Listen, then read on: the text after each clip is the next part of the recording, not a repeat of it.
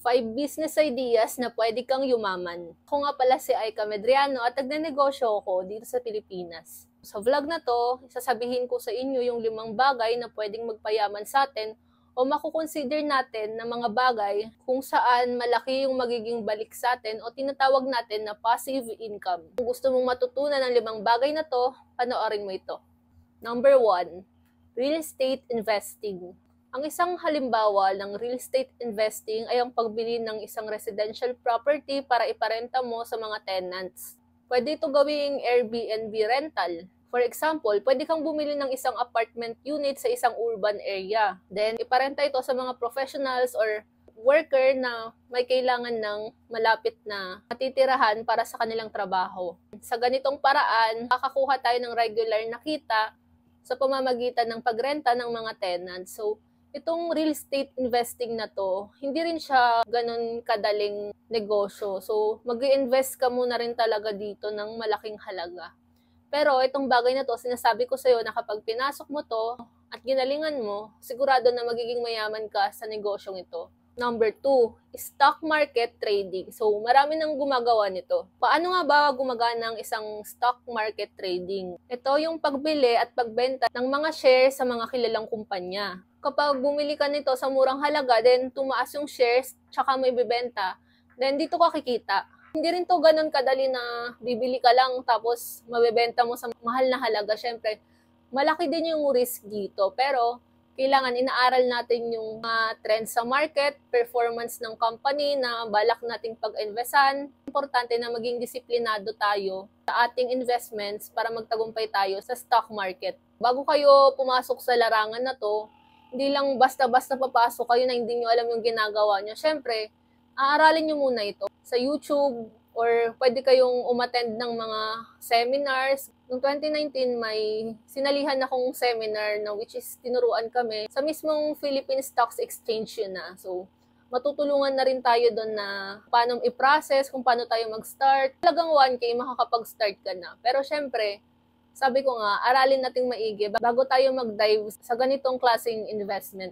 Then, ayun nga, siguraduhin natin na yung mga bibilan natin ng shares is yung mga well-established na company and yung tingin natin na may potential. Pero hindi naman porket well-established, patuloy na pataas na lang yung trends nito. Syempre, may time na bumabagsak din ito. Kaya nga inaaral natin dapat yung economy, yung mga market trends, ayun, para kahit papano, gabay tayo para sa pagdidesisyon natin sa pagbili ng mga shares. Number 3, e-commerce business. So, ito yung business na kahit wala kang puhunan, pwede kang makapagsimula. Ito rin yung business na pinakamatipid at hindi mo kailangan maglabas ng napakalaking pera. Kung nais mong yumaman, pwede kang magsimula muna dito bago yung ibang type of investments. Ano nga ba yung e-commerce business? Ito yung mga nakikita natin sa mga online shop. For example, mahilig ka sa fashion. Pwede kang mag-open ng online boutique na pwede kang magtinda ng mga trendy bags, dress, or kung ano-ano pang mga pang-fashion na gamit na pwede nating i-offer sa mga tao or mga buyers. Siyempre, para magkaroon tayo ng market reach, gagamit tayo ng mga website, social media platforms, gaya ng mga ginagawa sa mga TikTok, Shopee. And proven na rin ito na maraming yumaman sa e-commerce business. So, kapag ginalingan mo and inaral mo talaga itong mabuti at nagkaroon ka ng the best na produkto, sigurado na magsasucceed yung negosyo mo at pwede kang yumaman dito. Number 4, freelancing and online services. Ito rin yung isang bagay na wala kang ipupuhunan or halos wala ka talagang ipupuhunan kung wala ka pang capital o fund para magsimula. Bukod sa e-commerce business, napakadali din simulan ng freelancing. Pero bago ka magsimula, sabi ko nga, aaralin muna natin. Kasi itong freelancing business, halimbawa, magiging social media manager tayo sa isang small business. So, hindi naman din tayo kukunin ng mga businesses kung wala tayong knowledge sa pagmamanage ng mga ganitong bagay. Kailangan, alam din natin na meron tayong skills na kinakailangan nila para i-hire nila tayo. Pwede kang mag-offer ng mga services na ikaw yung magmamanage ng social media platform nila.